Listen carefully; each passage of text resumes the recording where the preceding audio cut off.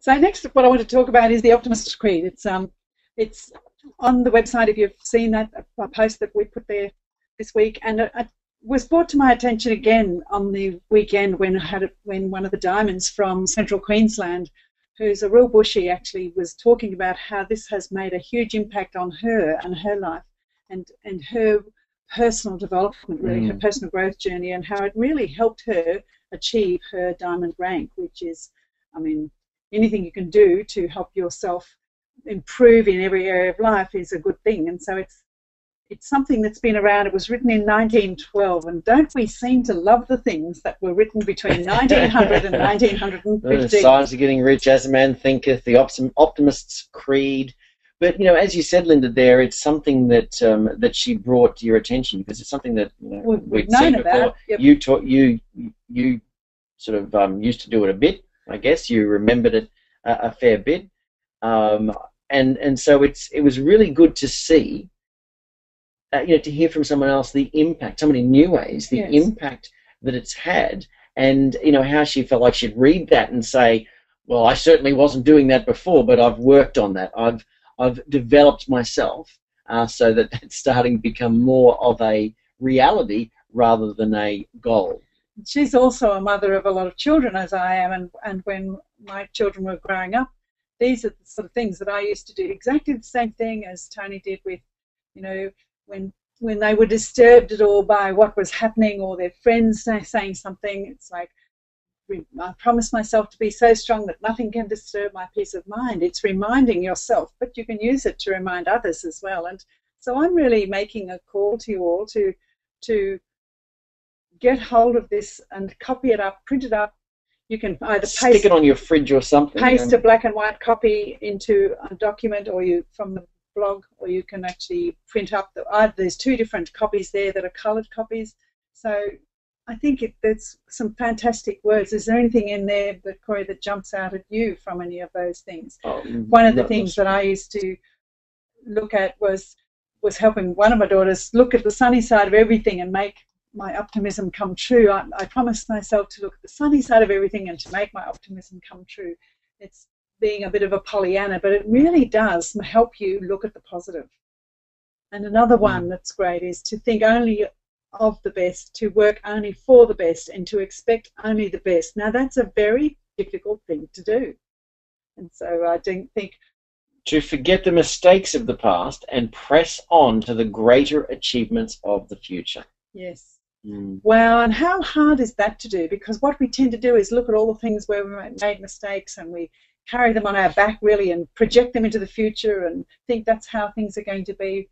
And I want to call you, seeing you've mentioned that, I want to call everyone to that particular sentence and think about everything that's happened in 2012 that you didn't want to have happen, or the things that didn't happen that you did want to have happen. Just leave it all in the past and project into 2013 what you want to have happen, and expect the best, and to be just as enthusiastic about the success of others as you are about your own. All of those, every single sentence there gives you an opportunity to create an amazing amount of personal freedom and growth in new ways. Yep. I think one thing we might actually ask some of the seniors and above whether there's any particular one of these that you feel is important, that you might have had to work on, or that you like, that jumps out for you or whatever. So just raise your hand if you're ready to talk about that. I look at the one there, to think well of myself and proclaim this fact to the world, not in loud words, but in great deeds. I think that's important, the whole to think well of myself, because, you know, so many people, we like the doubt, fear, and anxiety is too great, and we tend to beat ourselves up. And so to think well of myself is the first step. And, you know, proclaim this fact to the world. But you do think well of yourself? Yeah, like by your actions, by feeling good. And when you feel good about yourself, it actually does start to come out in deeds. Yes. And so it's sort of like which comes first, the chicken or the egg in this situation here. If you work on improving yourself and your personal development and helping yourself feel good about yourself, then the deeds change. But you can also be doing the deeds actually helping people in new ways, taking the focus off your own issues and helping someone else, and that helps you to feel good about yourself and think well of yourself. So sort of like you can start at either end. So if you want to share, thank you, Gwen. I was going to say put up your hand, and she read my mind, so she popped up her hand, but anyone else who would like to share from the seniors and above, that'd be great. So over to you, Gwen.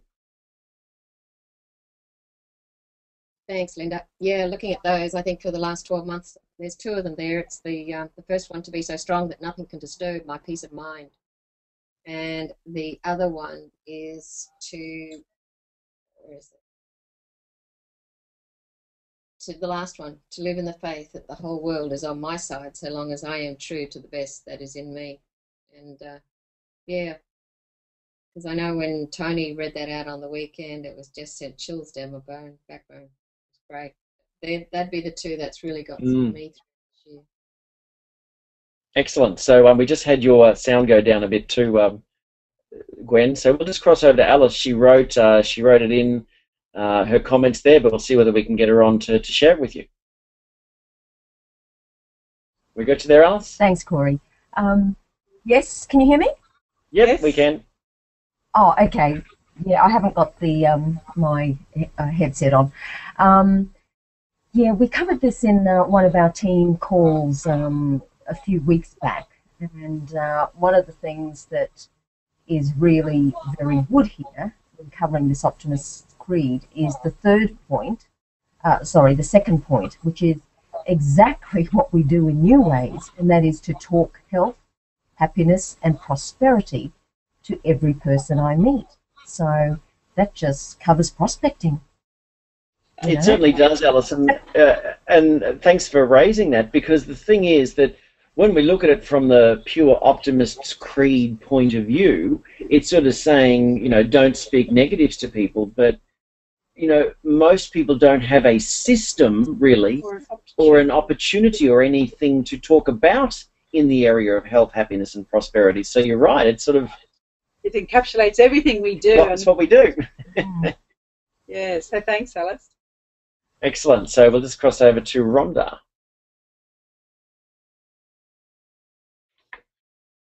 I like the one to look at the sunny side of everything and make my optimism come true. I mean, in today's language, we would say to visualize the very best that can possibly happen, and then to do whatever we can do to make that visualization a reality. So, yeah, I like that one. Yep, excellent. So what do you guys think? I'll unmute some of the leaders here. I'll have to leave you, Joan, because of the echo there. But what do you think about this whole to live in the faith that the whole world is on my side so long as I'm true to the best that is in me? I think that is an interesting thing to finish with, to say that to live in the faith that the whole world is on my side, because in this day and age we sort of feel that the whole world is out to get us. And it is a shift in thinking. Any comments from you guys about that shift in thinking, and even for you how it feels to think that the whole world is actually on your side and that it's all coming, the best is coming true for you? Corey, well, for me, as I said, that's something that I've been working with this year, and by looking at it and living into that, what has happened is the opportunities have come forward, and I've seen those opportunities, and teaching that as well into the team. They're actually seeing things that they wouldn't have seen before, to actually have that, and it's like looking at the sunny side of the whole world. But it's living in that faith, and it's living into that hope, and as long as you do that, yeah, you get the best in you. So I think it's a great way to go, and it works. Excellent. Yep, indeed. Got any comments from anyone else? It's Alice here, Corey. I guess reading that, I'm reminded of what Graham McCutcheon covered, and this is the importance of events, because there's so many different speakers, talking about different things. And what he was talking about was, doing your personal best. And, there was another speaker who spoke about belief. So to live in the faith that the whole world is on my side. So there's really a lot in it. But yeah, for me, when I read that, I'm thinking of personal best. Yeah, absolutely. That's what I'd like to bring to everyone's attention too, Alice. That's why we've been sort of asking some of the things, and we probably haven't done enough of it.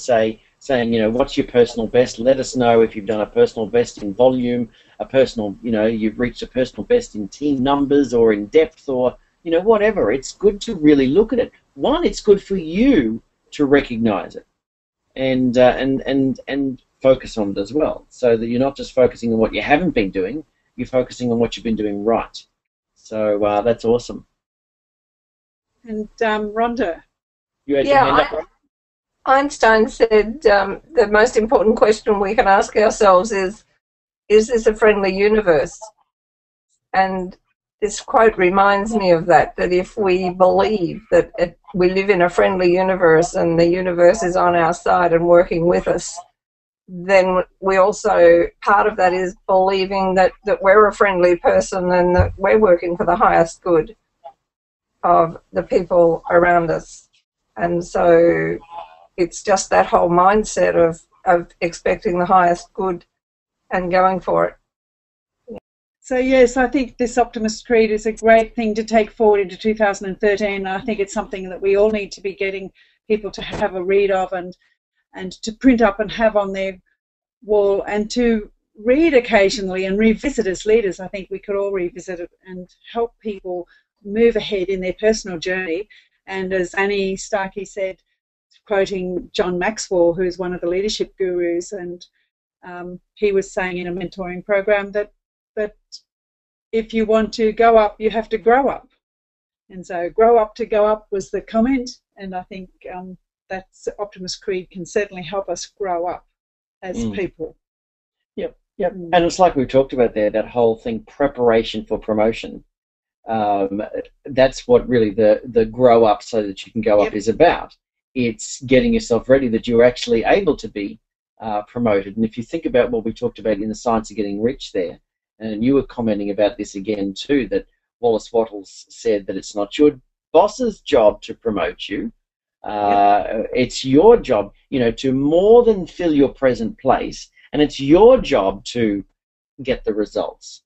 And it's the same thing in this business. It's not your sponsor or your upline leader's job to make you build the business. It's your job to step up, to grow up, to prepare for promotion, so to speak. It's the same thing we've been talking about, but it's a good little glib thing that Maxwell said there about grow up to go up. If you want to go up, you've got to grow up. You've got to prepare for that promotion. You've got to more than fill your present place. So I'll leave you with this happy, smiley cup of coffee. Just remember that when you get up in the to start your day, if you can burn this vision into your consciousness there, it sort of might help you to think about the Optimist Creed. And that if you go for a cup of coffee first thing in the morning, just think of a smiley face looking back at you, and just think about starting the day with some positives. So reading that Optimist Creed in the first thing in the morning would probably be a good step. And I want to thank the leaders too for just stepping up and being put on the spot there and being able to share. And I think one of the great things in this business is the opportunity we have to contribute into other people's lives. So we just love working with you all, and thank you all very much for your attendance tonight. Enjoy your coffee. Okay, all the best, and we'll catch you next time. So good night.